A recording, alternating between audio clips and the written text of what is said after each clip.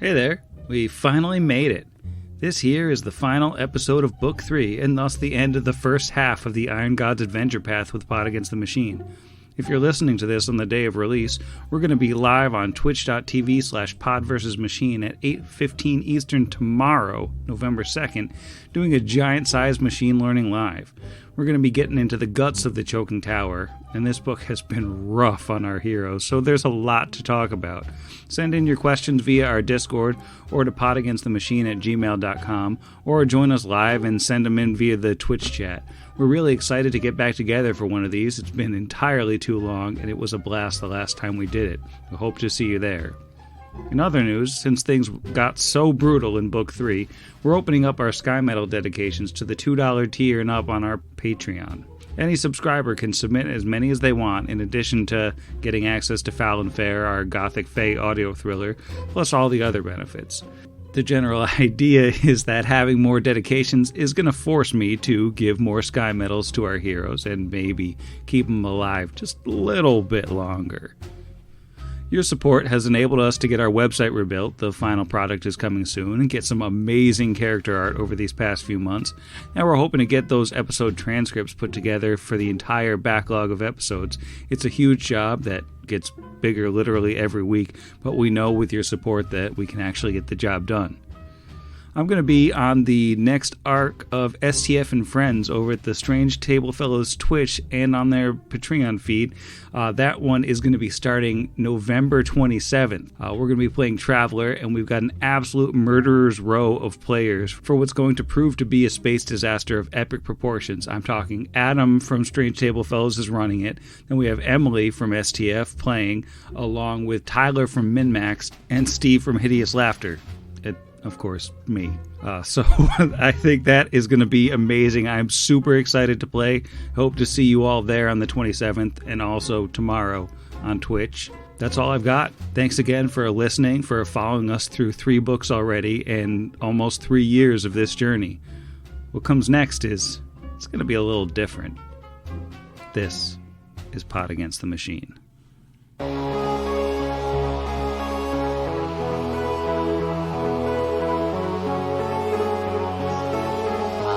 Pod Against the Machine.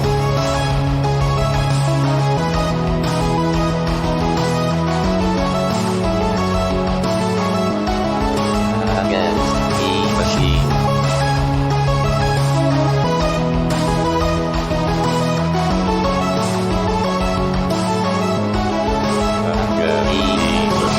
Welcome back to Pod Against the Machine, the only Pathfinder actual play that doesn't end until everyone is crying. I'm your host, and here's everyone. Hello. We're sad. Yep. Well, no one's allowed to be sad anymore. We finished it last week. Yeah, that's how mourning works. That was a whole week ago. Can you imagine how difficult emotionally it would be if we had to record this like right after such a sad episode? Why would anyone do something like that to themselves? Inhumane. Good thing we're professionals. So Maybe someone would do it because they have a loving community filled with people that they deeply enjoy and hyperfixate on. Like Corey. Hi, Corey. Hi, Corey. Hi, Corey. Hey. Yeah, we're bringing that back. Sorry. Oh, my God. Last week, we had a real light episode. First, Alwyn and Mylan Radley contemplated the meaning of life, death, the nature of divinity, and reality itself. No big whoop. And then Kira had some tender family moments that were totally not fraught with a lot of, just growing despair and intense sadness.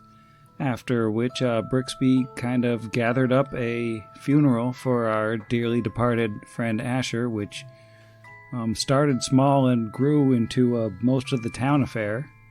And we said goodbye to Asher, and we said goodbye to that day in Torch and to level 10, as at the end of the episode, everybody leveled up. Yay. Yay. So maybe before we get into all our high energy and very, funny antics, we should start with the level up sequence. It might be a little bit shorter than usual because there's only 3. But who would like to go first? I have nothing exciting to introduce. I can go first. All right. Gonna roll your D6, I assume, for HP. Yeah, it's something like that. That's a 7. Got a 10 for you. Ooh. That means I get to take the 10, right? It does indeed. Sweet deal. Anything exciting Kira gets at level 11? She gets another spell. I just realized I haven't introduced the other spells that she got at level 10. So I'm going to say this whole thing is just happening at once. She goes to bed sad and angry. She wakes up determined not to let any more people die. And with that, learn some new spells that we will see when we get there. All right. Who would like to go next? I'll go next. So it's a weird one because I still have a negative level. So I actually get 5th level spells again. And then when my negative level is removed, I just get more 5th level spells. But there may or may not be someone out there who pays enough attention to my class to wonder why I don't use the second best thing in being an arcane trickster. The best thing being surprise spells, which allows you to put sneak attack on AoE things at level 10. But I get a second use of my impromptu sneak attack, which I can declare any attack to be a sneak attack, no matter the nature of that attack, which is, pretty substantial. It's 5d6 now. It'll be 66 next level. So it's good to hold on to. I get another use of tricky spells, the silent still spell, free meta magic. And yeah, that's really it. Was this a feat level? Yeah, this was a feat level. Brix took greater spell penetration. Not exciting, but the wizards or arcane casters out there will understand. It's kind of a necessary thing around the double digits. So yeah, that's the level. What dice? Oh, D6. We stay an arcane trickster. And 2 for me. I got a 5 for you. Oh, I love you. Thank you. And how about Alwyn? Quad class time? Alwyn is sticking with his Mystic Theurge. This level's an exciting one, as every other level is from this point forward, unless the rest of the cast can convince me to take a different feat. I am going to be taking basically every feat level up. The prestigious spellcaster feat, which basically lets me double my spellcaster level for that level up, in order to kind of keep up with the spell progression that non-prestige classes have. So I am up to level 5 spells in both classes now. I also have the ability to cast Cure Light Wounds Mass, which is nice. And I can cast now 2nd level spells of one of my classes using the spell slots of the other. And I am, once again, a D6. Oh. Ooh, I hope you got a good one, because that's a 1. Well, I did get better than you, but it's only a 2. You'll live forever. Alwyn needs to continue hiding in the back. I cannot stress this enough. Luckily, the majority of the spells that I picked are ones that don't require me to get up close. And in fact, I took one specifically to kind of help with the ones that do require him to be a little closer. All right. Well, we ended last episode kind of with everyone going to bed for the night. So I don't know if you want to kind of montage things here with I know there's a bunch you probably want to do in Torch while you're here. I guess I'll throw it to all of you. It's morning. It's the 27th of Rova. Where's everybody waking up? What's the plan for the day? This is the morning after the funeral, yeah? Yeah. Yeah, Kira's in bed. Did we save any of Asher's gear that we might need, like the Swarm Bane clasp or anything, or did we bury Or it like all the with- null blade? I assume... No, we definitely kept the null blade because Asher's new character was probably going to use the null blade at one point. Not to Like, I'm assuming we assume buried that. his guns with him because we wouldn't have taken those. No, That's all 15 awful. guns. Just a pile of guns on his chest. Brixby's holding on to one of Asher's guns. Aw, Oh, it's like I on don't a know- necklace? I don't know which one. Like as a more like a sentimental thing than It's going to be yeah. sentimental, but I mean, it's also like a thing that even if I take a non-proficiency bonus, it hits at touch. And Yeah. as an arcane trickster Sure. that is now in the Yeah. double digits, that's crazy. So like, it doesn't matter, right?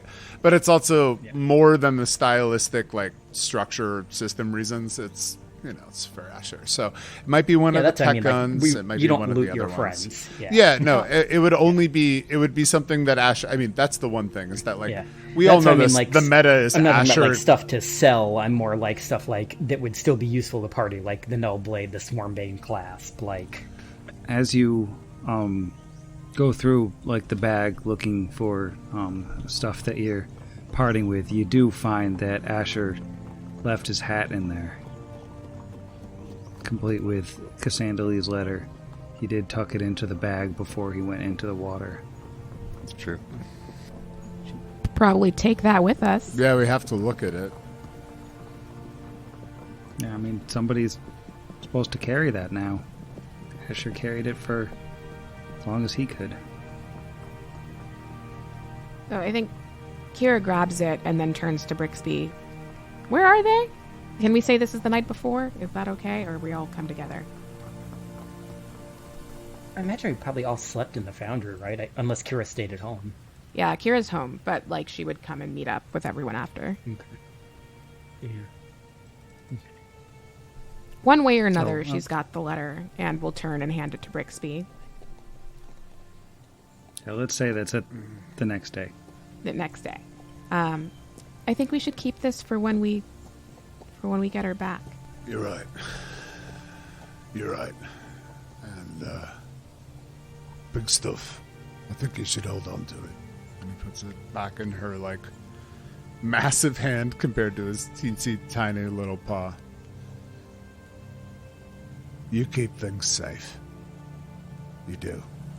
There is just like a look of just absolute faith in Brixby's eyes. Kira doesn't say anything to that, just stares at him for a long time, like you see tears in her eyes, but she doesn't say anything, doesn't cry, and takes the letter back and puts it in her pocket. I think if this is happening at the foundry, like if you've met up there at the morning, Connor will approach the group in a quiet moment and say, if you all are sticking around for a little while, there's someone in town I'd like to introduce you to. Who is that? He's a traveler who showed up here not too long ago. He's had a bit of a rough road. I think you might get along. If you could plan on coming back maybe this evening or this afternoon, I could try to track him down and set it up for you. Sounds good. I don't want to speak for the rest of the group, but we'll be there. We'll be there, Connor. Yeah, Kira just shrugs.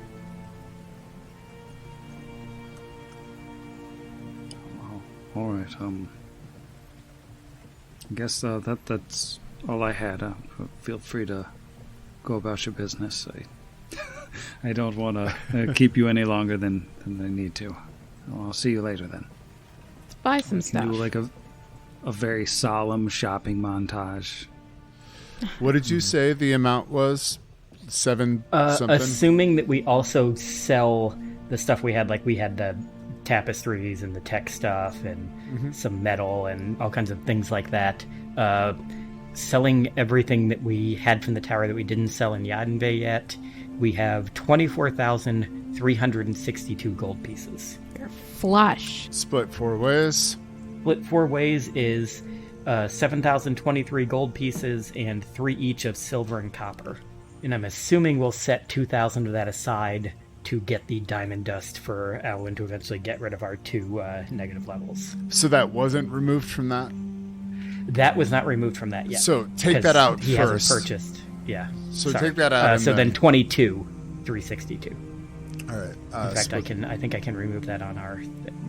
Yes, I can from coinage here. So that puts us at 5590 each. Basically, Brix is going to get a headband of inspired wisdom, and then was trying to figure out what he wanted to do scroll-wise on top of that. So, like, if we have 5590, then I could do basically like 1 5th level spell on top of that as a scroll, and then maybe something else. I'd probably just keep the rest as like loose gold. I was just trying to determine if that was the case, because I'm definitely getting the headband and I know we can get it. But also, Sam, I don't know, how do you want to do skills on a headband that you buy? Because the mental ones give you one. Do you want to like roll on it? Do you want me to just choose one? I think if you're buying it, I think the kind of assumption is that you can, you can probably just choose what the skill that goes with it. Cool. I didn't even think about that, but thank you. You are a kind god. No. Yeah, I'll probably just get 1 level 5. What is everyone else thinking about getting? Well, Kira was emotionally compromised by the previous episodes and has not looked at a shopping list yet. Kind of forgets that she needs to do that sometimes. It's the wildest thing. I don't even know. But would be interested in upgrading a chainsaw? Is that a thing that can happen? you could enchant it. Yeah, you can upgrade the enchantment to a +2. I'm not sure off the top of my head the price, but yeah. Cool. If that's possible, then she's going to be working on that. Yeah, because I'm assuming like Connor or somebody else in town can do that. It's literally a town of people that make weapons and stuff out of sky metal for a living, so I'm sure there's a person in town that can do it. And didn't Vaya had enchanted Asher's gun, so she's, I mean, that was from, to +1, but between the two of them. And you can give it a property too instead of +2 if you want, if we got the money for it, like make it like shocking or burning or something. Though honestly, probably just doing the +2 is better because then it goes through more stuff. I think the one thing that I'd like to move toward a +2 if possible. I'll look up how much that costs. But what about a chainsaw that's literally on fire all the time? If only you could make it. Think of the aesthetics. Silent chainsaw. Whoa. There's Oil probably because there are that's probably one of the things like Brix could do with his permanency, like cast silence on. Although it the danger to yourselves is not to be understated. You forget it's running. Yes, absolutely. I mean, the problem with silence on myself, I mean, I could cast 4 spells before I start getting into no vocal components territory. So, well, I didn't know if you could cast it on the chainsaw, because can't you cast it on an item, and could you then cast permanency onto that? But then it would be a 30-foot field of silence around. Oh, all around it. That's right, because it's I forgot that it's a... and permanency actually has around it. Small, avenue of spells that you can put in there. There is some cool stuff. Yeah, and I couldn't remember if silence was one of them or not. Well, and I can only get 1 level 5 spell, and it's not going to be permanency.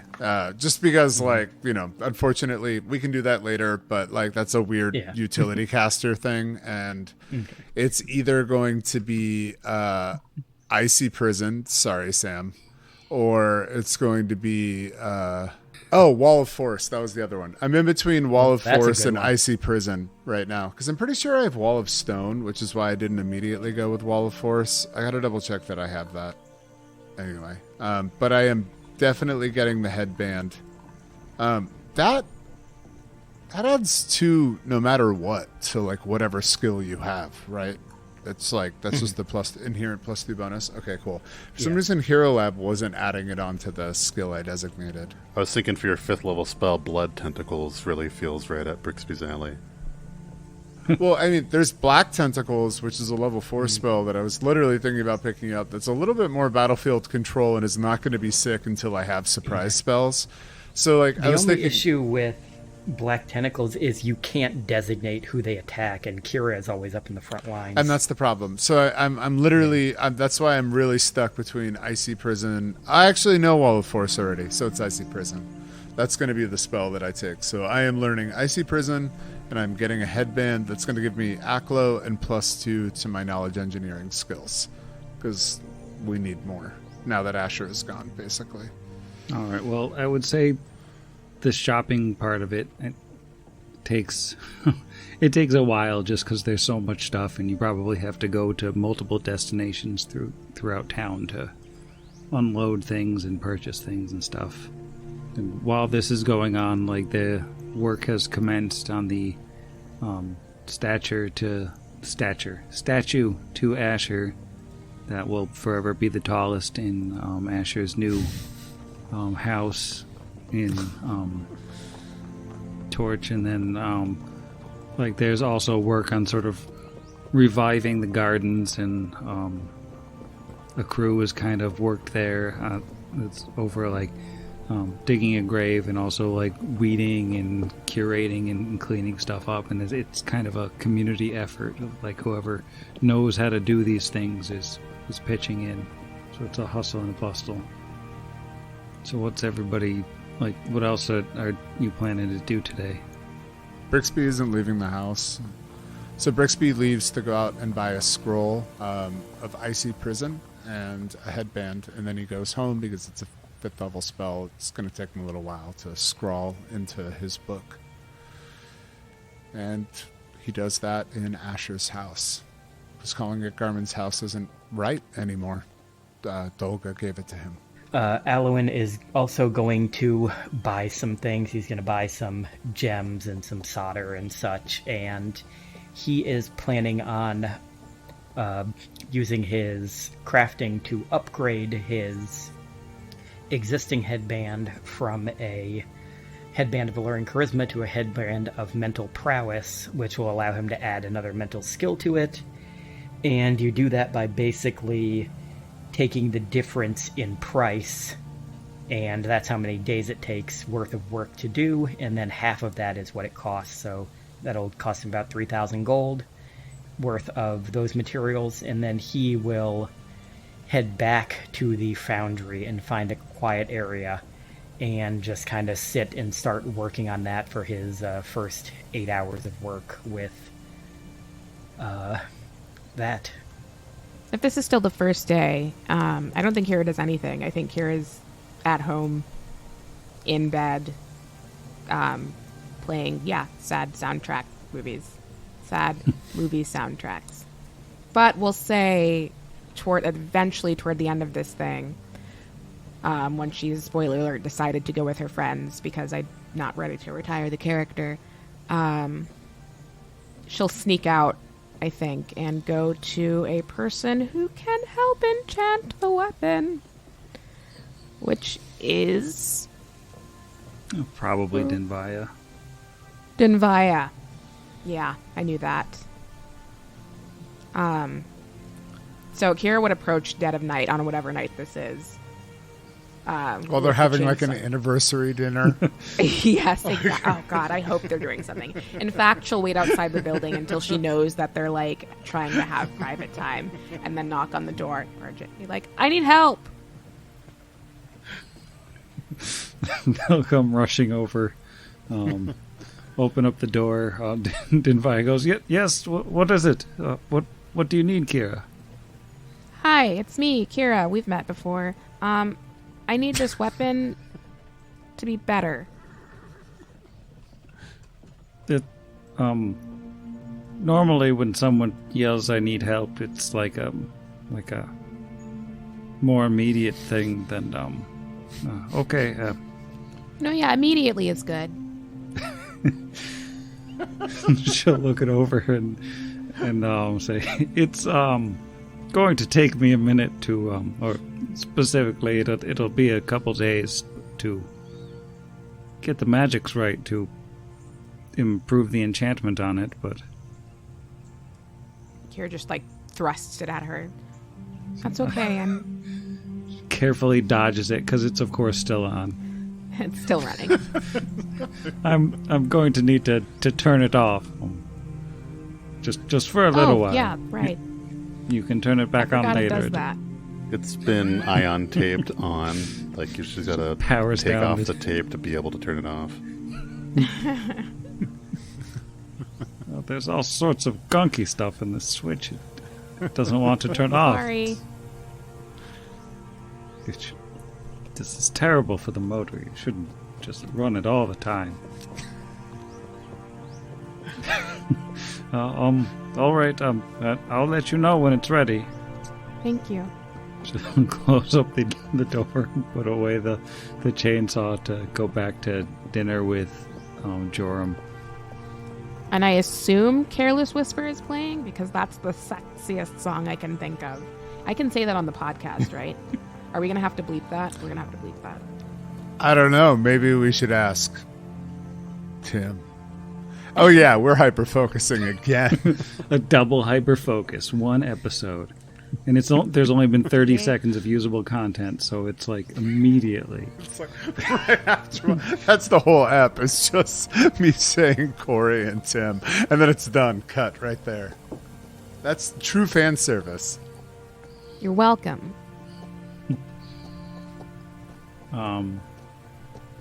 So I think the first day has wound down, and Connor did invite you to come back to the foundry in the evening to meet up with this person who he'd like to introduce you to. I assume you're all blowing off this person since you don't do scheduled meetings. Kira comes directly from Denvia's. Brixby picks up some Charlies. He's been emotionally eating the past couple days, and that's not stopping anytime soon. Showing up at a restaurant with food from another restaurant. It's a bold move. I mean, like, it could be a gift. You don't know. When I say Charlie's, it could be a live chicken inside of a bucket. That's true. Alwyn also shows up with a live chicken inside of a bucket. So after two live doing chicken. his 8 hours of work that's the amount he's allowed to do, and then the God of Unions shows up and tells him he can't do any more that day, and he then goes to Charlie's and gets himself a chicken and shows up with that. Yeah. Not for gifting, just because he wants a chicken. I think it's pretty quiet in the foundry by now, but what's his name? Connor is there behind the bar, and Jeff, who else do we see at this bar? I don't know, probably Val. He likes to employ his underage child for the heavy pours. That's true.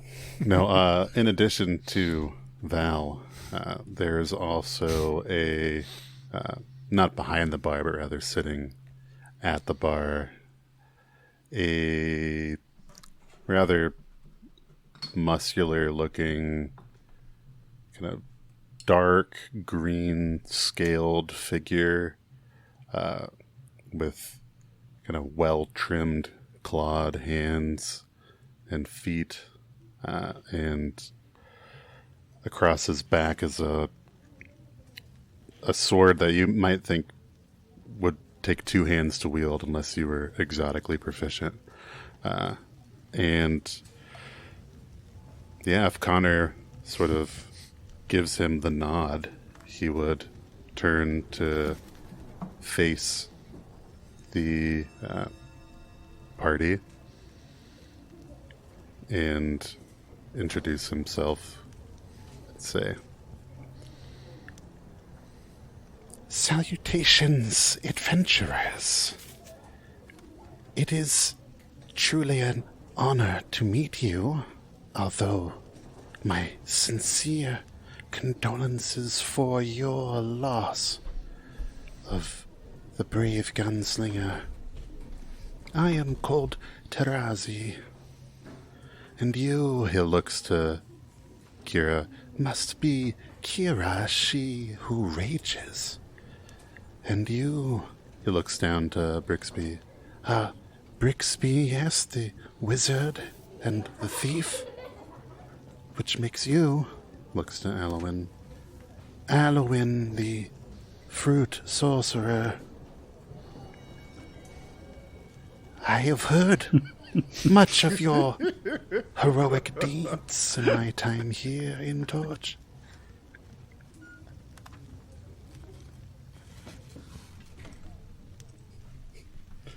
Is like fruit sorcerer the Jamba Juice equivalent of sandwich artist? Because I want to know. It will be.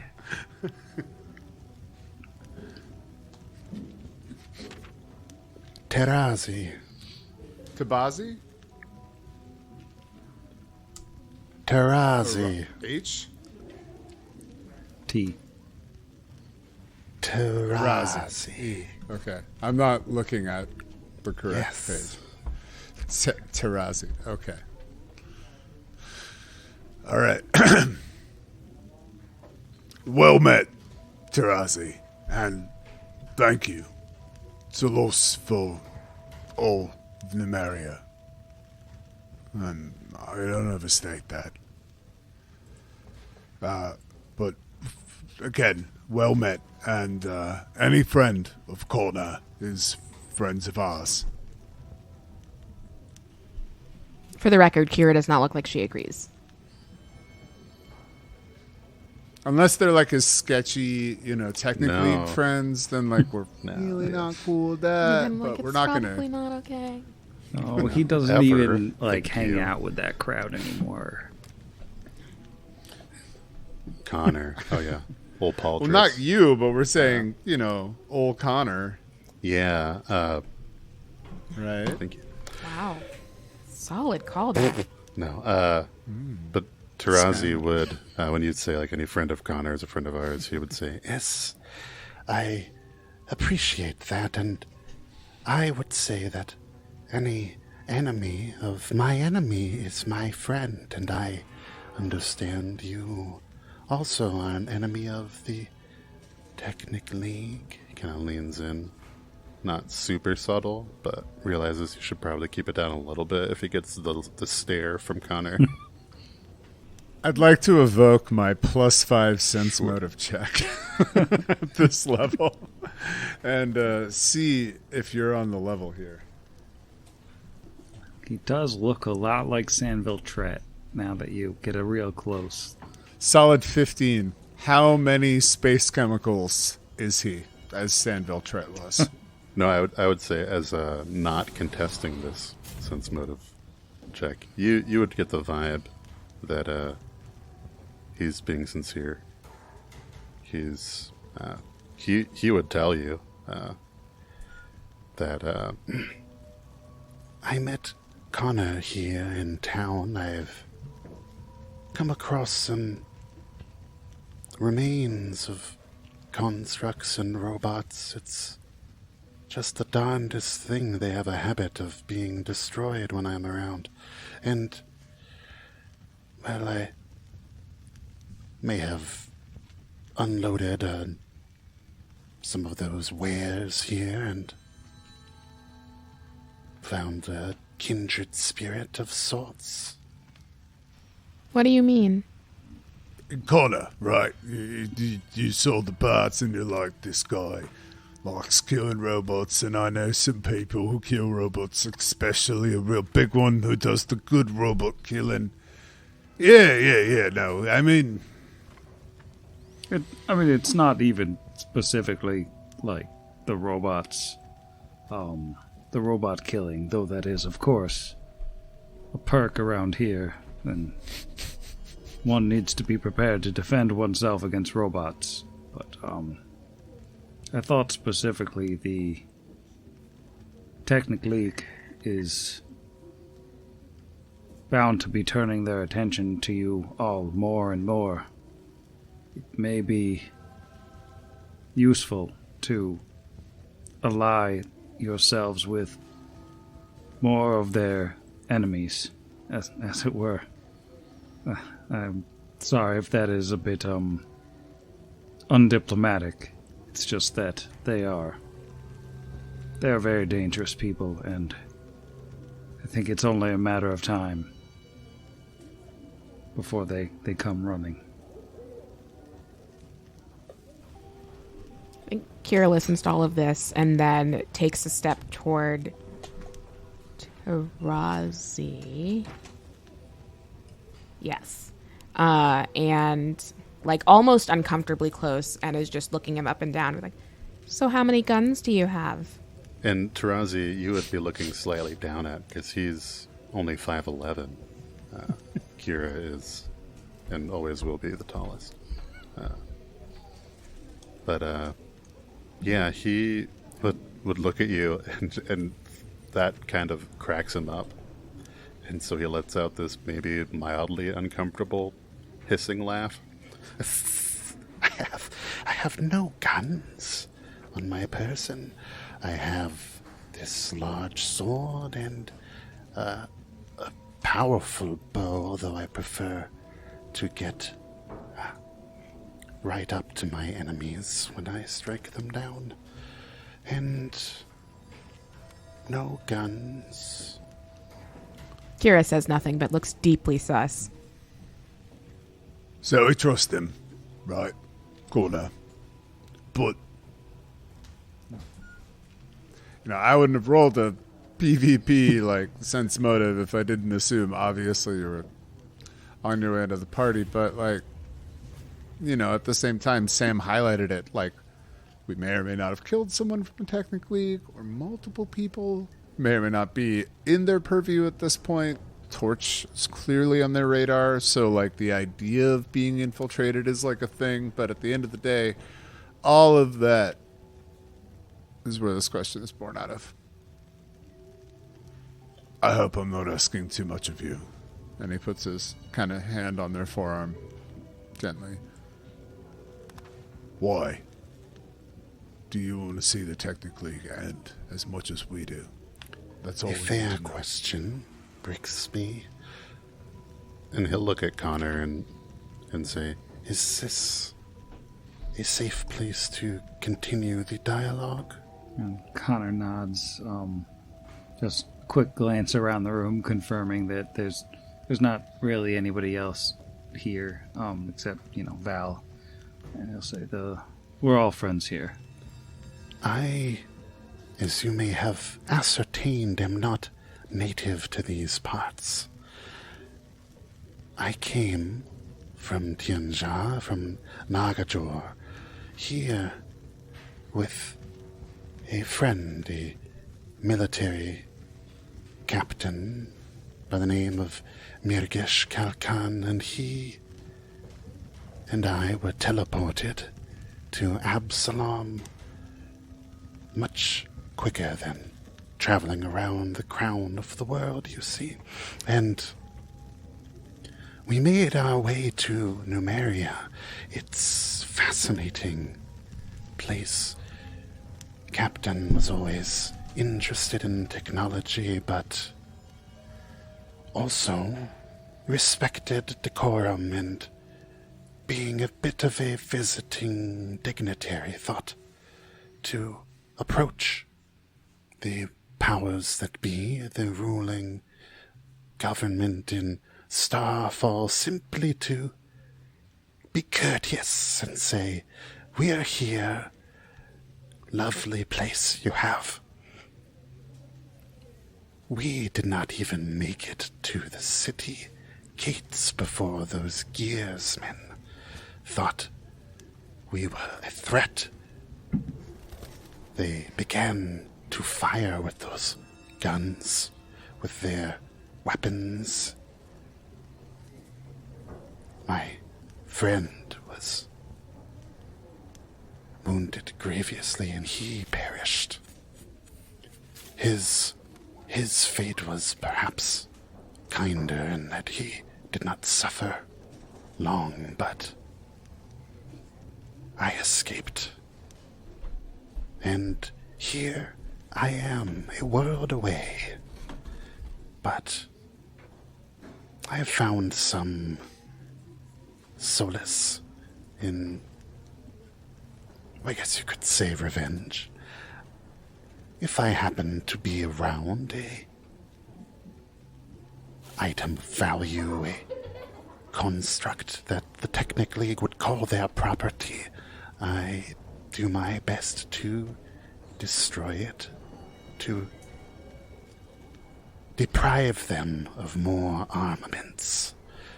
And from what I have gathered, they do nothing good for Numeria. I am alone here, but if I have been able to accomplish what I have by myself, and I hear of the things you have accomplished, and your friends, why, together we could take them all down. Perhaps, if you're willing. I won't presume to speak for my friends, but I'll say that any time you struck a blow against the Technic League, you weren't alone. You may have felt alone here, but you've been in league with us and others. And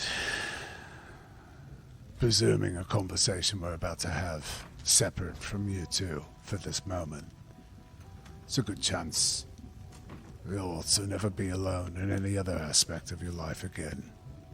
We got a huddle now in front of you. Of course. Now, I understand. So like, I should probably go get another drink or something. So he'll move, one stool over.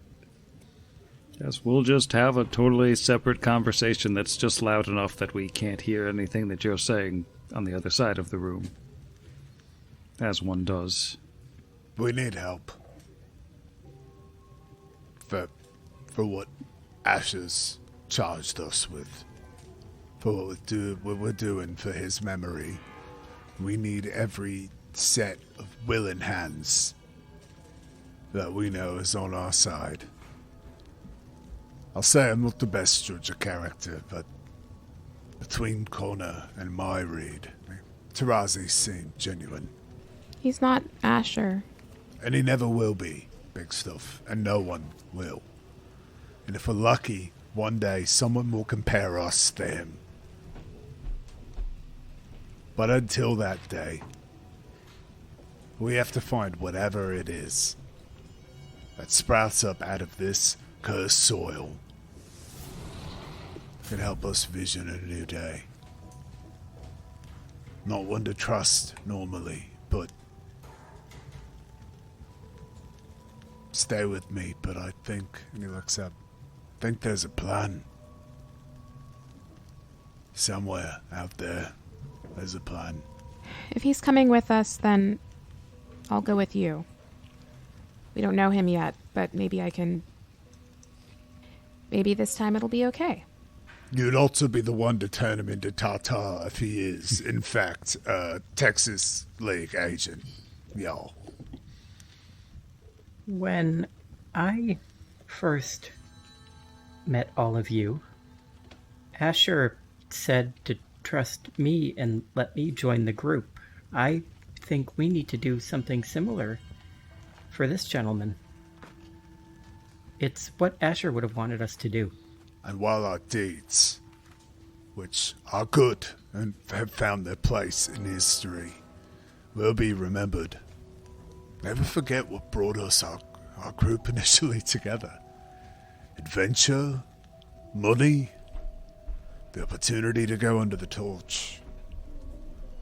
Something about as inconsequential as meeting someone at the bar. But, again, I think there's something coming, a change that we can make. And, well, damn it, we need everyone that we can get.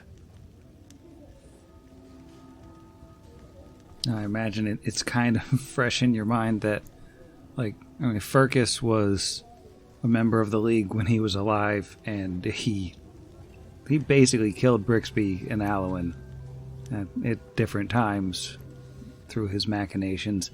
And then the last encounter you had with the League, Nick Shariel, she probably could have killed any one of you if she'd wanted to. Asher, if she wanted to. Oh, yeah. 100% she could have killed Asher right in that moment. She could have killed Asher. She also was standing... He even called her bluff on it. Yeah. And she also was standing next to Kira in the pit while Kira was unconscious. They had to bond. I can't believe you lived through that episode. We can cut that out, but I still can't believe Kira is alive after falling unconscious in a pit and a grenade going off 5 feet to her left. I pray every day to the Pathfinder gods. All 30-something of them, 80-something, I don't know. It's a funnier joke if I know the number, but I don't. No one knows the number. It's infinity. According to Alan, it's 5. That is true.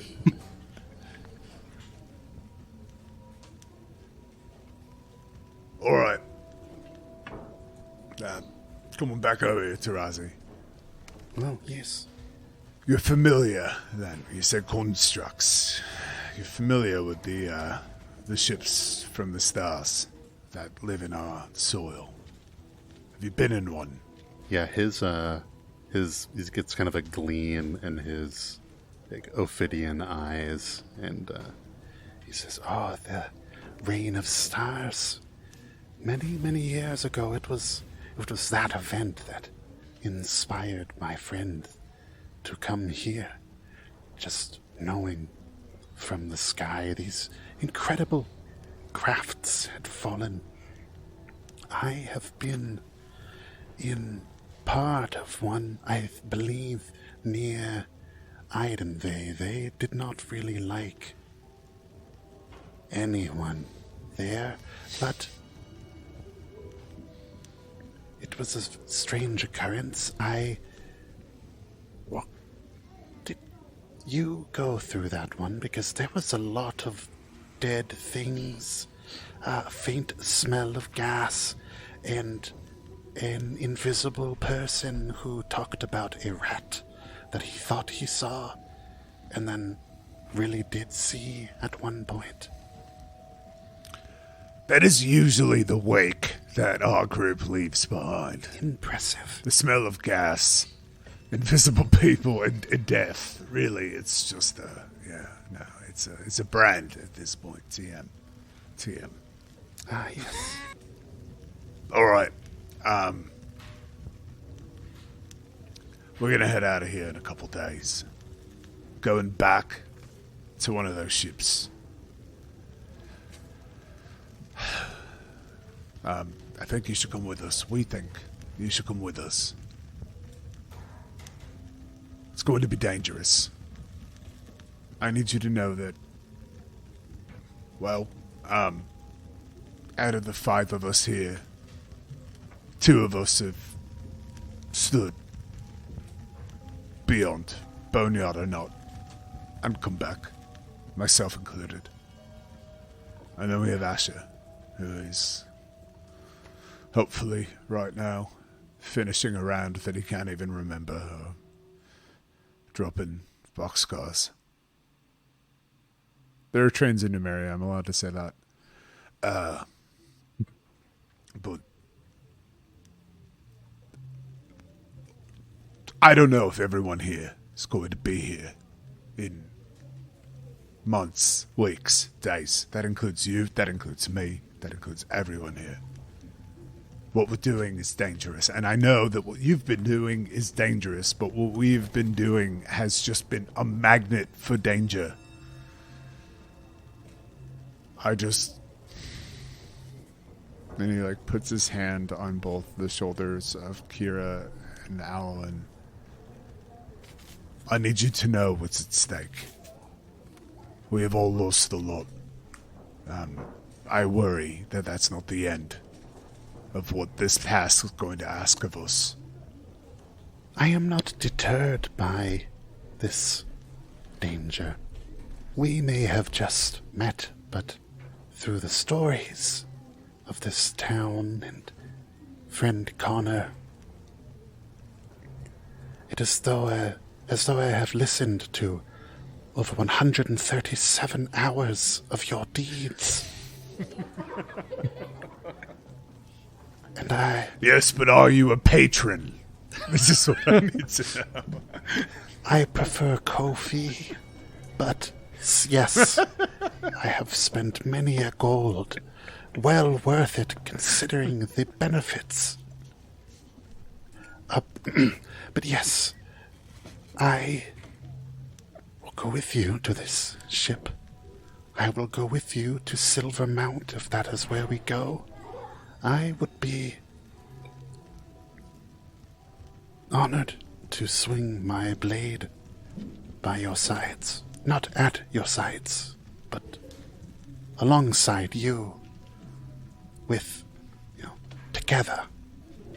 Ben, my friend, you are truly well met. Because, well, you know what?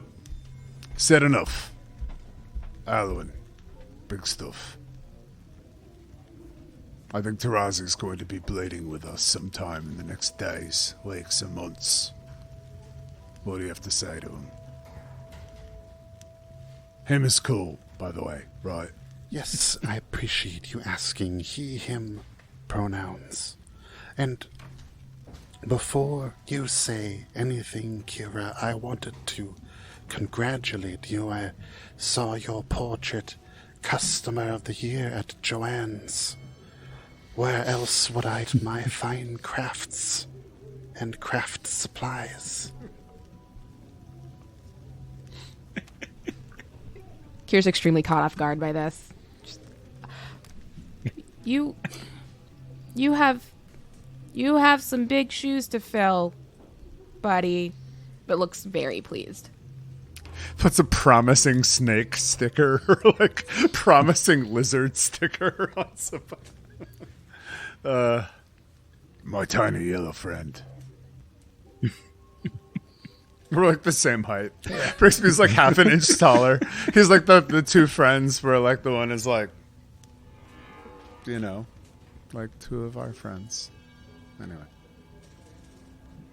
So I think we can kind of take the next couple days at a faster pace of, Alwyn is working through the day on his crafting. Denvaya is working on her crafting, and work continues apace at Asher's house. Are there any other highlights we want to hit on the 2 more days that everybody's staying in Torch? I want to roll on what Tarazi is, kindly, in a non-respectful way. I'm sorry, in a non-disrespectful way. Oh my God! No, that's canon. Non-respectful roll. Yeah, non-respectful. I want to be as rude as possible. What the heck are you? Yeah, he told you what country and everything he came from, but yeah, it'd just be a loke. Rolling that loke. I roll a 4 for an 18. The roll that never succeeded on Asher. Oh, this uncommon but not rare ancestry, and he told you what country he's from. He's a Nagaji or Nagaji. Incredibly cool. I had a suspicion at first. I was like lizard folk, and then you're like Tiansha, and I'm like, Nagaji, this is going to be so sick. So yeah. Oh man. How often does he mutter, once a man, to himself like he's in the G.I. Joe movie? I don't know, but he is a swole snake boy, so it'll be fun. We got to do lines of diamond dust. Yeah, I was going to say one of the mornings that Alwyn gets up, and also I'm assuming Brixby should probably be rolling for 3 mornings of Goo Cube. Oh, yeah! Brilliant. But I should be goo cubing. Yeah, one of the mornings, it definitely wouldn't have been that first day because he had way too much on his mind, but during one of the other 2 days, it has been long enough now that Alwyn can remove his negative level with a restoration from the diamond dust that during their first shopping day, he did also stop back and see Radley again and get $2,000 worth of that. So he is finally out of all of his negatives. Yeah, so I should make those Q cube rolls, huh? And is it like one higher each day or something? So it starts as a flat DC 10 on the first day, and then the next day, if I succeed, it's an added 2, and that goes all the way from 6 days from the first day. Yep. So all the way up to from a DC 10 to a DC 22. And if you fail at any point, no negative effects, you just have to restart. Yeah, it starts. So I will throw my first of 3 during that time. That's a 22 for my first one. All right. Day 1 of delicious goo from the goo cube. That goo be tasty. That's an 18 for day 2 with the 12 DC. All right. And that is a 19 for a 25. So I'm halfway there. Living on a prayer. Mm-hmm. I tried not to say Bon it, and it Goovy. just came out. Like, I made the conscious decision not to say it, and I still said it. Well, it's fine because Bon Bon Jovi is my favorite chocolate ribbon goo tube flavor. It's my life. It's now or never. I ain't gonna live. Oh, Slurp. I ain't gonna live forever. Yeah. And on the end of his third shift of working on his thing, Alwyn makes his roll, which I actually don't have to mechanically make because taking 10 on it, which you can do on a craft, you can't take 20, unfortunately. But you can take 10, and that gives me an automatic minimum of a 30, and I need a 27 to correctly craft this item, so he doesn't actually have to roll on that. Also, in case you wrote this book, created the goo cube, and are like, Zach, you're an idiot, it's actually DC 10 all the way up to DC 20. Because it would be 10 the first day, then 12, then 14, then 16, then all the way up to 20. You can keep rolling I at can't higher count. DCs. Just won't get you anything. Yeah, but it's the flavor. That DC 24 flavor.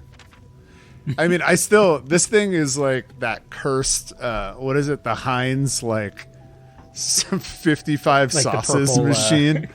Yeah, where you can create the one that's anything. got like a soda stream, but it's Heinz, yes. Yeah, and you've got like that's exactly mango and ranch and Yeah. spicy, and you can just whack all that. Yeah, that is 100% canonically what this thing is shooting out. It tastes like torch, remember? It's constantly sucking in particles and making food out of them. Yeah, so it's like that purple Gatorade flavor, like rain. Was it rain that was the purple one? What was the purple Gatorade flavor? I think Rain is right. Tangy, That sounds tangerine, and tahini torch flavored. right. Tangerine. Frost. It was Frost. Oh. Frost Yeah. Riptide. So yeah, I imagine it's probably tasting a lot like the Frost Gatorade because that's the same purple as the... But I will also take Jeff's Tangy Tangerine and tahine, Either works. like the tahine all on top. Got to get a little of that tahine around the corner, and then you can put it in a terrine if you would like to, and yeah.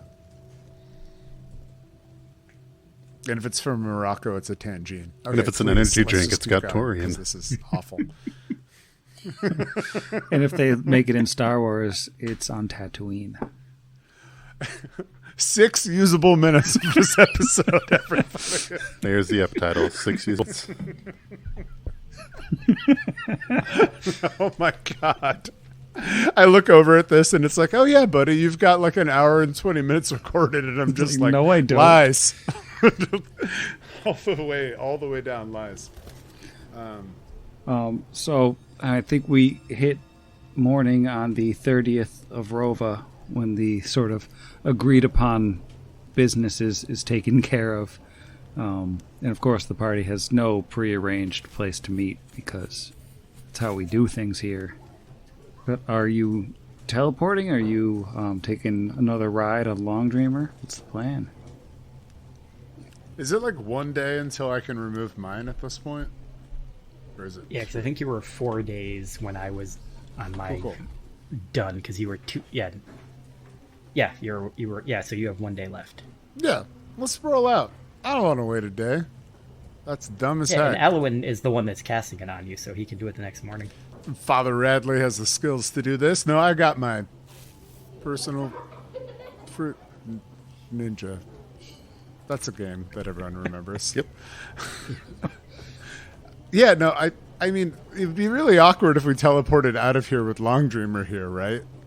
That's like showing up to a party with your friend and then like leaving on the Shikansen. It's like bringing Without chicken to a saying restaurant. anything to them. Hey, you had no idea what they.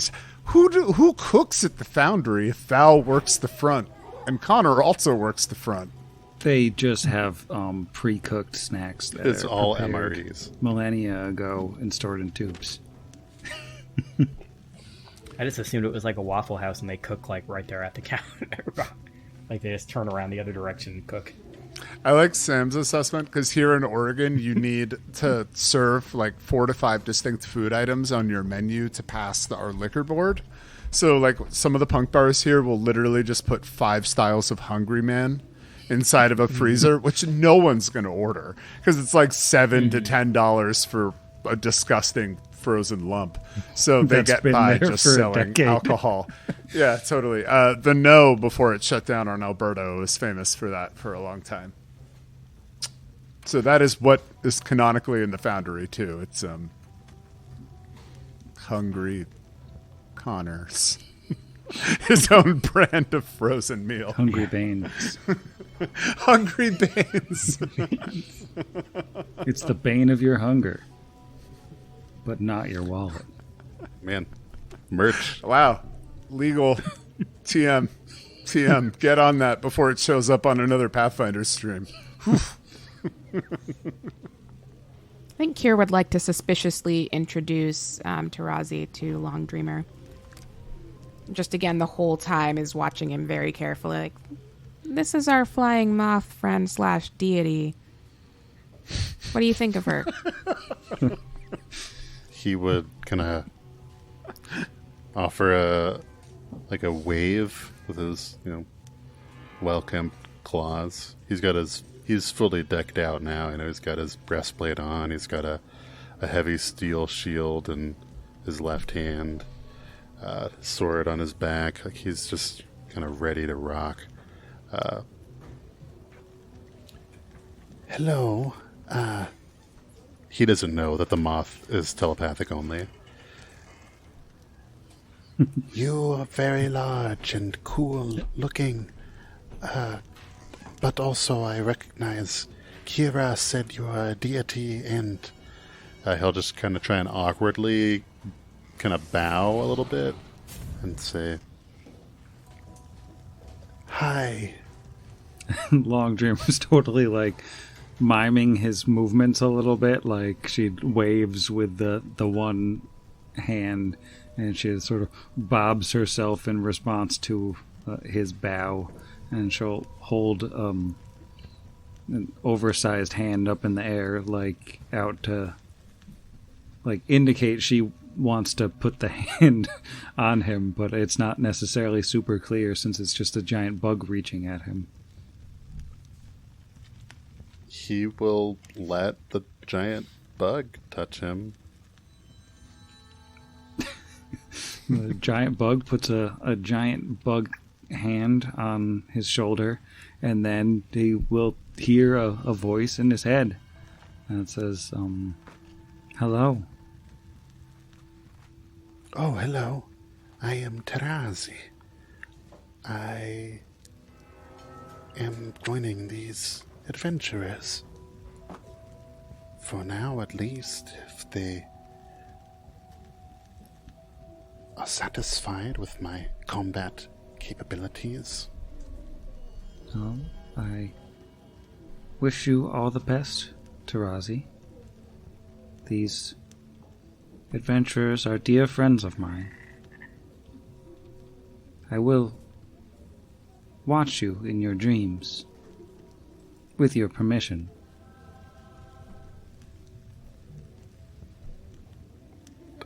I appreciate your disclosing that information. It is a request I am not accustomed to, but I have nothing to hide in my dreams. You may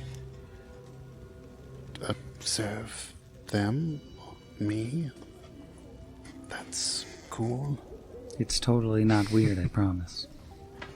I mean, the fact that you say it sort of gives the impression that it is a bit weird, but...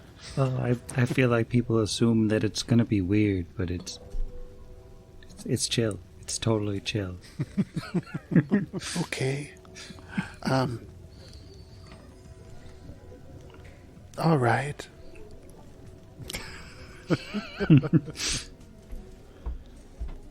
And Tarazi won't fly you. Long Dreamer will, if it's the plan, give you all a flight back to the Dusklight. Which, it takes a few hours, but it's not that bad on a flying moth. It's probably absolutely terrifying for Tarazi, of course, who's never ridden a flying moth. Yeah, this, snakeman on the back of a giant space moth is having a hard time playing it cool. I think she'll drop you off, like, this time probably just kind of perch on top of the ship, since you actually know where it is now. She'll perch on the metal part so you can all climb down and go into the dome. The power's back out now, so it's all at a slant again. Unfortunately, the charge didn't last all that long. And I think with everybody returning to the scene of their last adventure, and Book 3 drawing to a close, seems like a pretty good time to go to bed. Good night, delightful Naga friend. Good night, Sam. Good night, new snake friend. Good night, Sam. Night, new snake friend. Night, Sam. Good night, Sam. I see what you did there.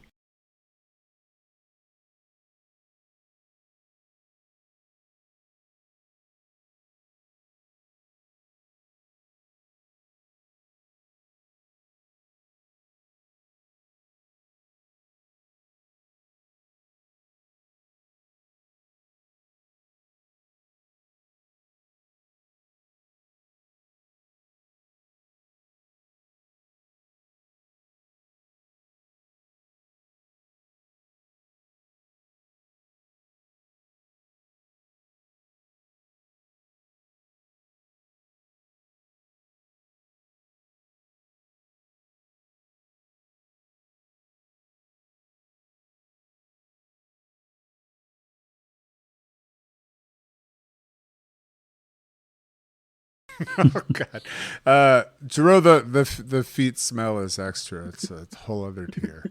Sorry about that. Oh no, that has to be cut out. Tim's kid will never listen to this podcast again. Against the machine.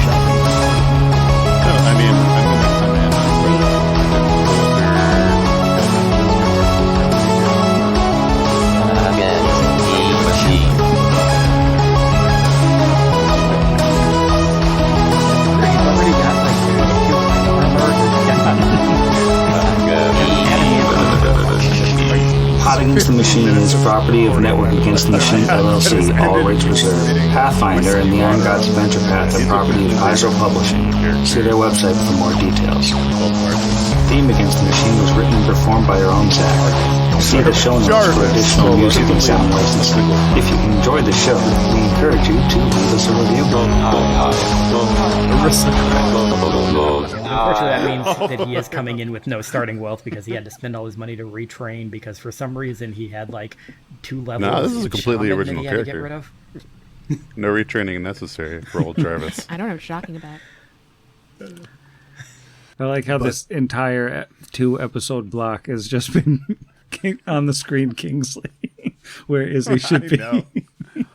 I mean, the amount of emotions, I'd like to think the empathetic nature of all cats that underpins the like intense and She knows. like, consistent independence. She knows. She knows. Yeah. Like, Yeah, it's obvious because she sits up there and stares at you, not at the screen. Like, Yes. so definitely, yeah. and my dogs were freaking out upstairs, but they could hear me like giving a crying invective. They're like, something's wrong with Dad. We have to go and get Dad. Clara texted me and asked if I was all right, which was something. But yeah. So I'm going to say this whole thing is just happening at once. She goes to bed sad and angry and wakes up determined not to let any more people die. My cat jumped up on the desk.